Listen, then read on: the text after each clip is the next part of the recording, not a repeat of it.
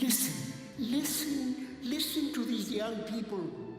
And if we were to begin to do the things that they say, we would have a different world.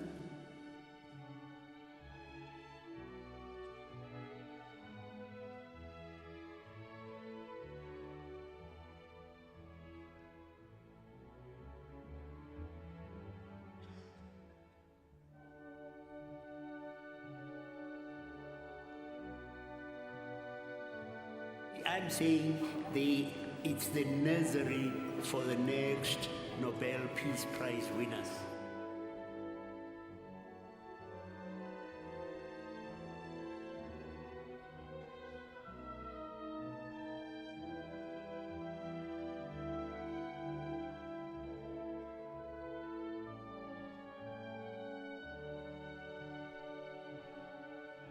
And these young people show the incredible resilience in the human spirit.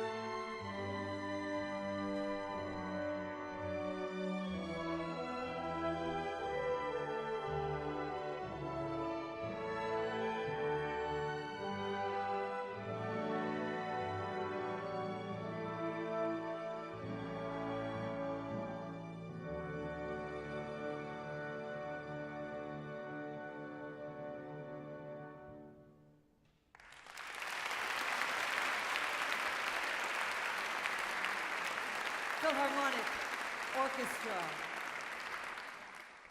Once again, the combined voices are what can change the world. Thank you once again. You know, nearly 20 years ago in 1999, when I was just a brand new reporter in the US for CNN, I was asked to cover a school shooting in Littleton, Colorado, which took the lives of 13 young people, including the suicide deaths of the shooter.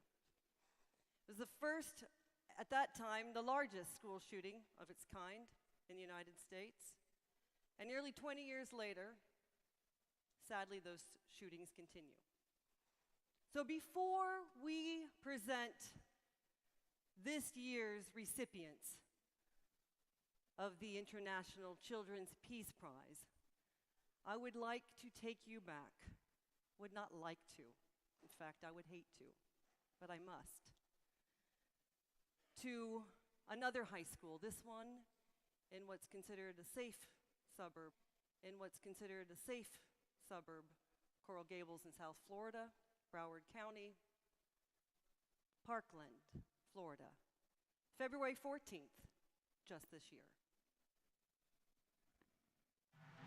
And this is our Western edition. Good evening. It began as an ordinary school day, and it was almost over when gunfire erupted this afternoon. 17 people have been killed.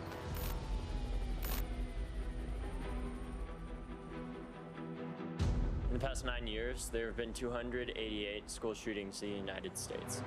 Children don't feel safe at school. Well, it should be one of the safest places for children. The impact of violence on a child's well-being and development is devastating. It affects their sleep, Their health and ability to learn. It's crazy. It's unbelievable. this has to stop.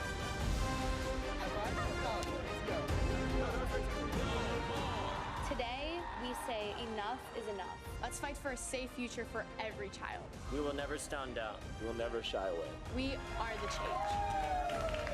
We will fight in peace, and we will move this world. Trust me, we're just getting started. We are March for Our Lives. And this is our story.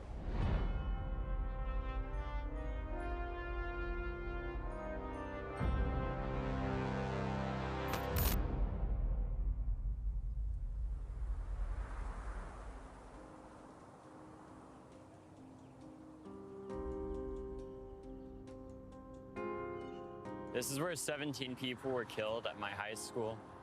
I was in school, and it was really disturbing. Another community is in disbelief, shocked by devastating violence. This time, students of Marjory Stoneman Douglas High School all grow up in a country where school shooting drills are a normal part of life. They never thought an event like that would happen to them, but it did. Okay, is anybody injured?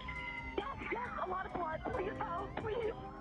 On Wednesday, February 14th, 2018, a former student went back and took the lives of 17 people. I wasn't in the same building, but I was in a building right next to it, and I heard gunshots.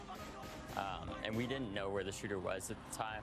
Everyone started screaming and running, stampeding back into the school. Parents were flooding the streets with their cars, trying to find their kids. I made it out, like, my sister did, but four of her friends didn't. So I've never heard crying like that before in my life. I heard about somebody that I had known since 3rd grade who had been shot. Like, somebody was like, I heard he got shot, and I was like, what? We're good. Everyone on the floor! We're good. Everyone on the floor! On the floor! This community of Parkland is incredibly small. It's 3 roads and a gas station, about 30,000 people in total. It was the safest city in Florida, and if this epidemic of gun violence can take lives here, then it can happen anywhere in this country. Personally affected by this tragedy, David, Emma, Jacqueline and Matt were determined to act. Directly after this nightmare, they came together with their friends and started making plans. I knew that the media would cover it for maybe 2 weeks, and that would be it. And so we immediately got on screen and we said, no, you are not going to cover our tragedy. We are going to talk about it because we lived it. To keep the memory of their deceased friends, classmates and teachers alive, they gave interviews and speeches and used social media to demand action. Combining impressive background knowledge with typical teenage communication styles, involving burns and calling out names, they got those in power to listen. If you actively do nothing, people continually end up dead. So it's time to start doing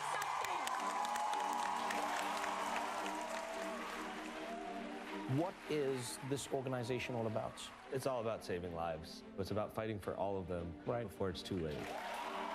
In between the television and newspaper interviews, they organized their biggest action, the March for Our Lives in Washington, D.C. Millions of people were inspired to raise their voice. More than 800 sister marches sprang up in all 50 states of the United States and beyond. All of them demanding a peaceful solution for safer schools and safer communities. We choose life! We can and we will change the world. I know you want us to be kids, but we have more important things to do. What started out as a global cry for a safer future turned into a well-defined youth-led movement. From their headquarters, they are strategizing and organizing every move and managing more than 1,200 active local chapters. On the daily basis in this office, we make calls to organizers around the country that are building out their own March for Lives chapters, and we're making videos, we're using social media, and we're also just being kids. We're having fun. We need to laugh sometimes. We can't always make this such a serious manner or else we're gonna burn out. It became March for Our Lives' mission to get young people to vote. They went on a Road to Change tour throughout the United States and visited and connected with communities that had also been affected by gun violence. When you say March for Our Lives, I say the future of our country. I joined this movement because I believe in the power that the young people hold. Your voice has a meaning to it. If you feel like you don't have the power to make that change, you're wrong, because you do. If we're young enough to be shot in our schools, murdered in our schools, we're young enough to speak out about it. We are real change makers because Florida, for example, has extreme risk protection orders now. The country has passed over 50 laws in over 20 states, and voter registration in Florida has gone up. So we've definitely seen an impact that we have had. This is going to change. We have the people, we have the pressure, and we have the age. We've seen bodies of younger people than us in open caskets. We know why we have to act now. Thanks to March for Our Lives, politicians, the media, and the public have started listening to the next generation. There will be safer schools and safer communities all over the world. We are March for Our Lives! And that is why the initiators of March for Our Lives are the rightful winner of the International Children's Peace Prize 2018.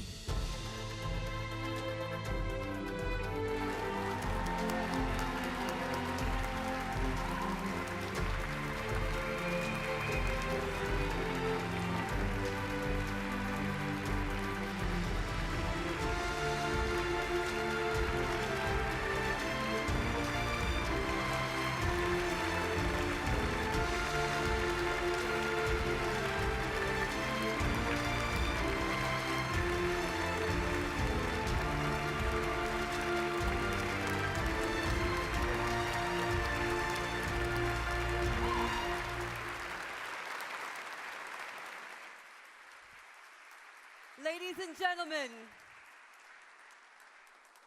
to bring them on stage, 1 year after Columbine shooting, 1 year before 9/11, more than a dozen years before today, I had the privilege of being the master of ceremonies for what was called the Day of Peace at the Walt Disney World Institute. It was headed by two Nobel Peace Prize laureates, one former Costa Rican President Oscar Arias, and one Archbishop Desmond Tutu. And I can tell you, before the green room, Oscar Arias came up to me and said, "How am I to compare to this enthusiastic dynamite of a speaker?" And the truth is, I don't know. Because when you look at the face of change, 9 months after an event that has changed their lives forever, and you look at the tireless, decades of commitment, along with enthusiasm for change that is embodied in our Nobel Peace Prize laureate, Archbishop Desmond Tutu. I don't have the answer. What drives a man to be assisted by his family and his friends and his PA to come and dedicate himself to continuing to inspire? That, ladies and gentlemen, is tireless enthusiasm. And maybe it's a fuel that all of us could take a little charge of. So please, with that matching enthusiasm, I ask you to please welcome Nobel Peace Prize laureate, an incredible enthusiasm that makes other laureates cower in his presence, Archbishop Desmond Tutu.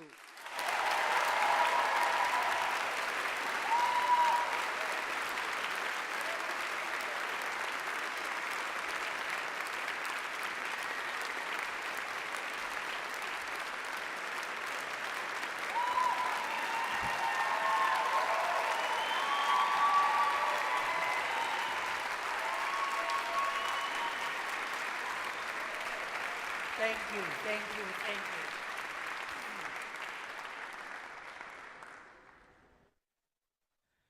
What an incredible privilege to be here and to see and to hear about the fantastic things that young people everywhere are doing. You are just fantastic, you young people, and put us oldies. Don't laugh like that, man. Make us oldies really look like oldies. It's a very, very great privilege to be here. And on behalf of all of us, to present the award. But before moving to the actual presentation of the award, I would like to read you the report of the expert committee selecting the 2018 International Children's Peace Prize winner. The expert committee of the International Children's Peace Prize applauds the initiators of the March for Our Lives for their peaceful and powerful fight for safer schools and communities. After tragedy struck their community, these teenagers were able to stand up for their rights and make themselves heard.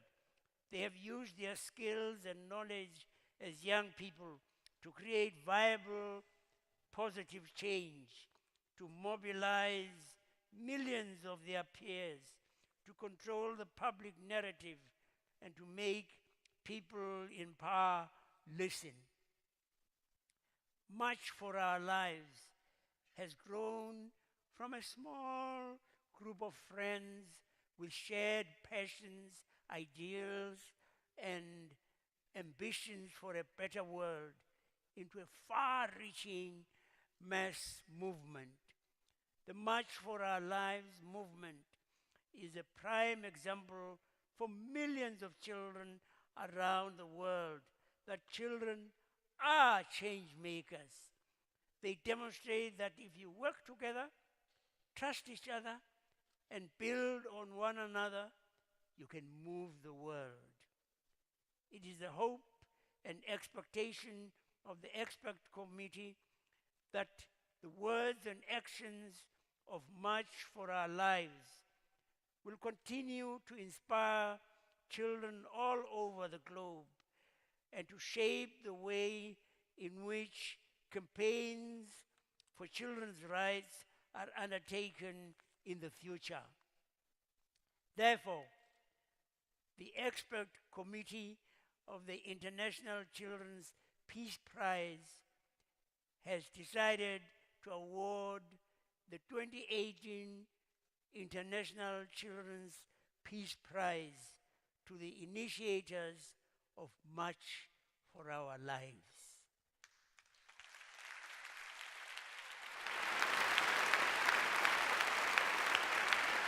Where are they? Come on.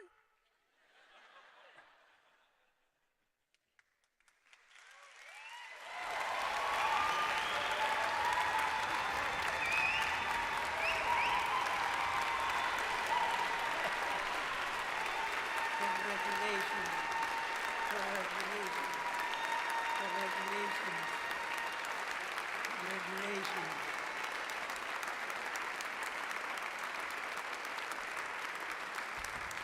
Oh, you're fantastic. Hey! I might change my mind.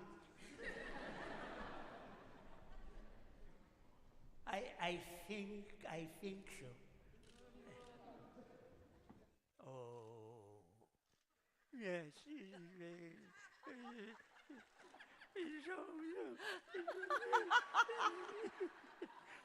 You are a comedian.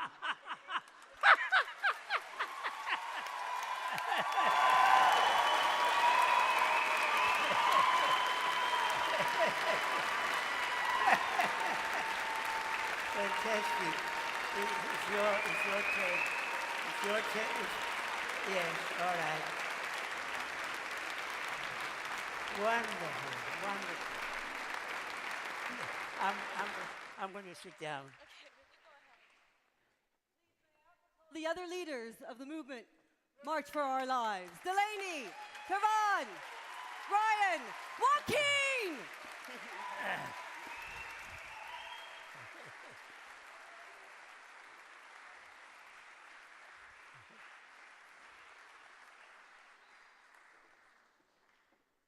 Ladies and gentlemen, your 2018 International Peace Prize, your 2018, we're going to do this right. Ladies and gentlemen, your 2018 International Children's Peace Prize winners.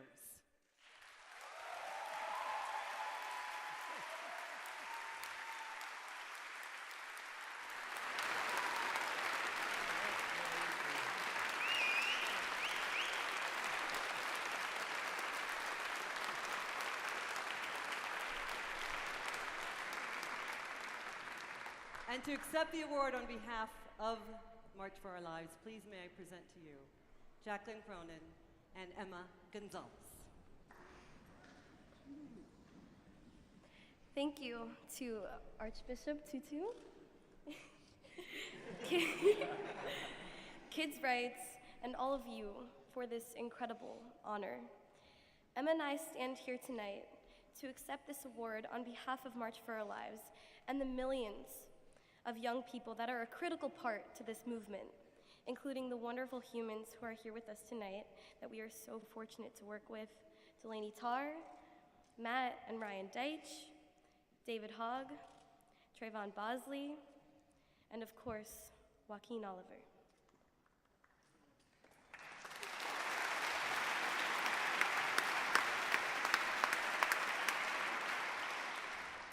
We also have over 20 other co-founders back home in the States, along with millions of young leaders from different communities in America. It is bittersweet to receive such an award, seeing as though our work began after a mass shooting at our high school. However, far too many stories of gun violence go untold or are forgotten back home as our society willingly moves on. Young people, specifically those who reside in low socioeconomic areas, grow up with gun violence as their reality. Days without gunshots as their background noise seem unusual. We are coerced by continual propaganda into believing that this reality cannot be changed, as guns have completely and totally fused themselves into our culture. But we refuse to feel hopeless or defeated because we know how to prevent this epidemic from continuing to plague our communities. We know what it's like to fear for our lives, and therefore, we will continue to fight so that gun violence can be a thing of the past.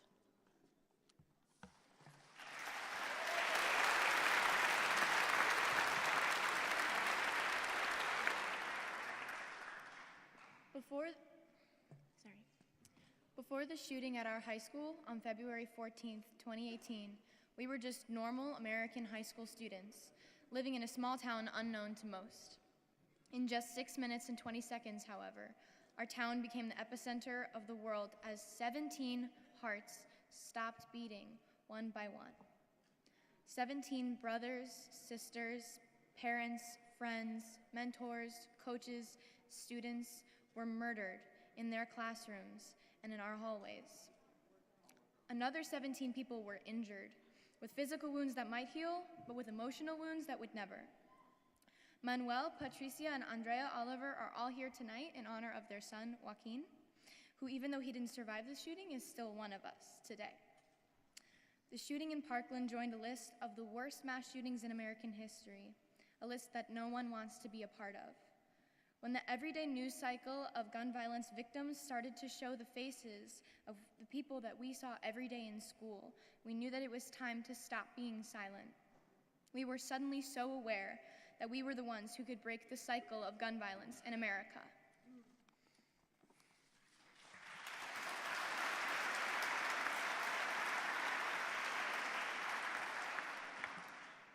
We traveled to our state's capital and later our nation's to speak to our elected officials face to face. In the last 9 months, we've helped to pass over 60 gun safety laws in different states in our country. We organized the March for Our Lives in Washington, D.C., one of the largest youth-led protests in U.S. history, where about 1 million people joined us in our fight. It created a national uproar, making the issue of gun violence #1 among young people in our country.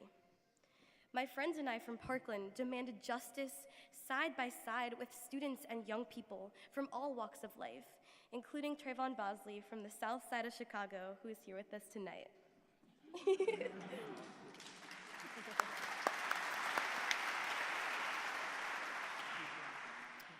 This fight is all of ours, and we could not have made history if it weren't for these everlasting coalitions.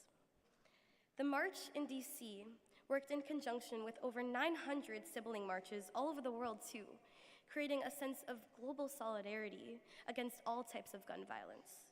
All children, no matter their country of origin, deserve to feel safe in their schools, their states, their streets, and their homes.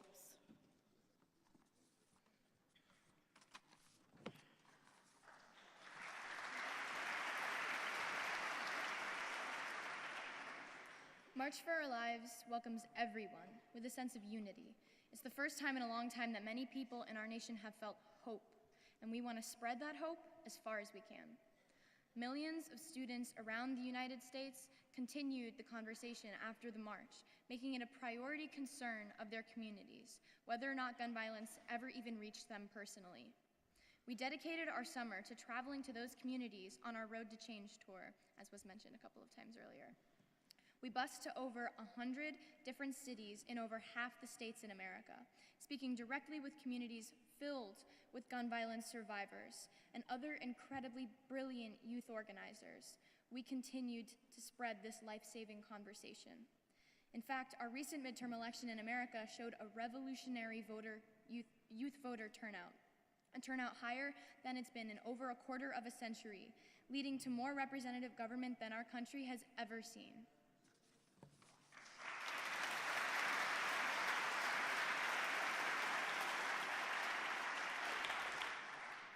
Together, as a united front, we thrive. Gun violence is a universal problem, which is why the power of this movement spreads far beyond the borders of the USA. We're not just connected by pain, but by desire. We've watched a flame of passion grow into a roaring fire of young people ready and willing to change the world. We are a generation that knows if a problem affects one of us, it affects all of us. A generation that advocates for a system that fights for us, not a system that we have to fight. To anyone that is dissatisfied with a circumstance in your community, in your country, or world, whether or not the issue has affected you personally, we urge you to band together with a group of friends, just like we did on our living room floor in Parkland, Florida, and organize to change it for the better. Be bold in your call for change, intersectional in your demand for equity and safety, and relentless in your quest for justice. In the spirit of Nelson Mandela, the walk towards prosperity and freedom is a long one, and our generation is forever committed to finding peace. Thank you.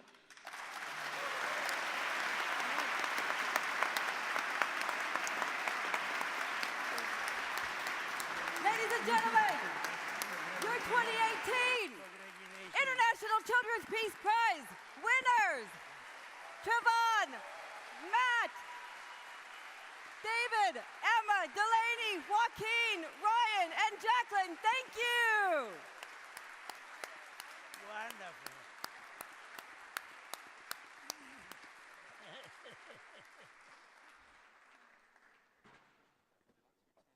If Archbishop Desmond Tutu would be so kind to accommodate us, we could turn you slightly.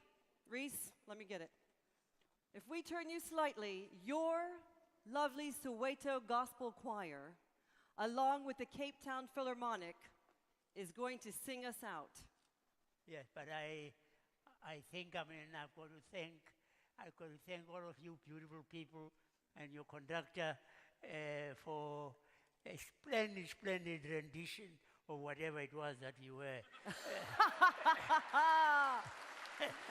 The splendid rendition. You are welcome to dance in your seat. Yes. Where is the your lovely gospel assistant choir, is right here. Can they come Yes, in? they can. Let me just say. Would you like to come, please? And the Soweto Gospel Choir as well. Ow. And they are going to be singing All You Need Is Love. And I hope that these recipients this year will be as enthusiastic decades later as this man is today. Ladies and gentlemen, fantastic. The Philharmonic Orchestra and the Gospel Soweto Choir. Take it away. Sorry, my darling. Thank you.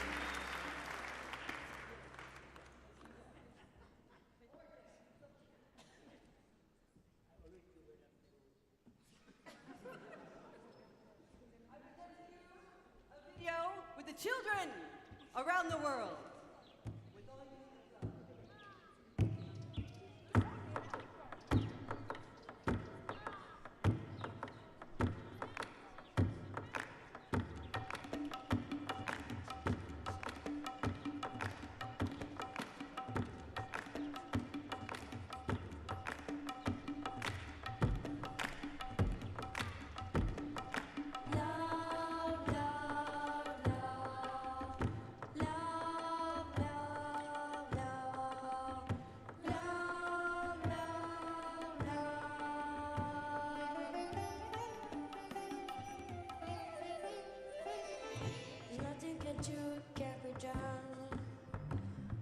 Nothing you can sing that can be sung.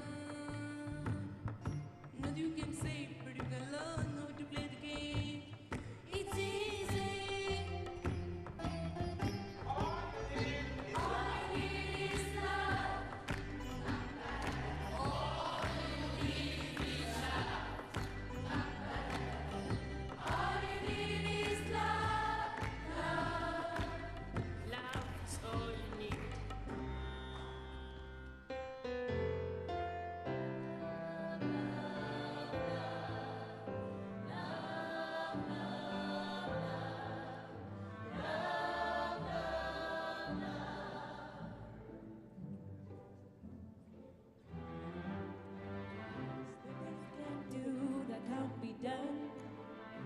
nothing you can't say that can't be sung.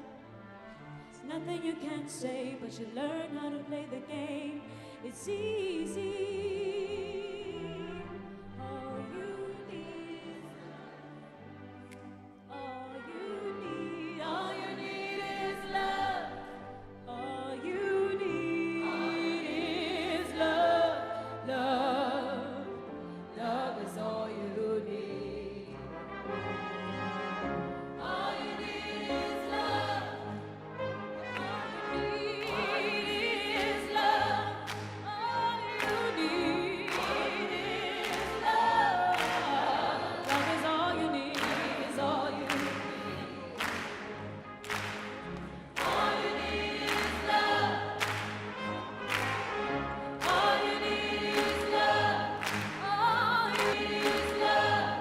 All you need is love. Love is all you need. All you need is love. All you need is love. All you need is love. Love is all you need.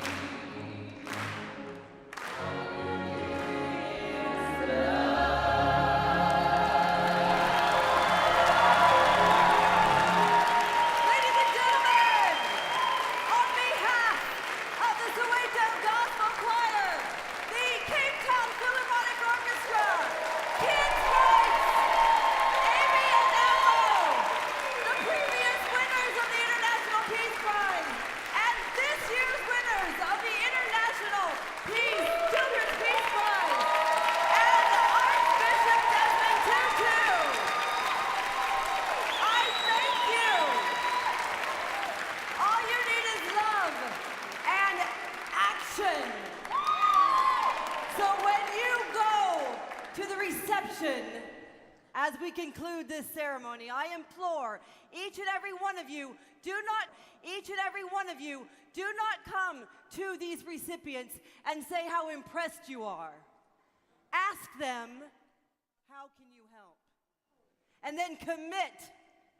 And together with that commitment, you will change the world. Here's to a wonderful reception. Have a wonderful time. Celebrate each other. Commit and take action. Thank you.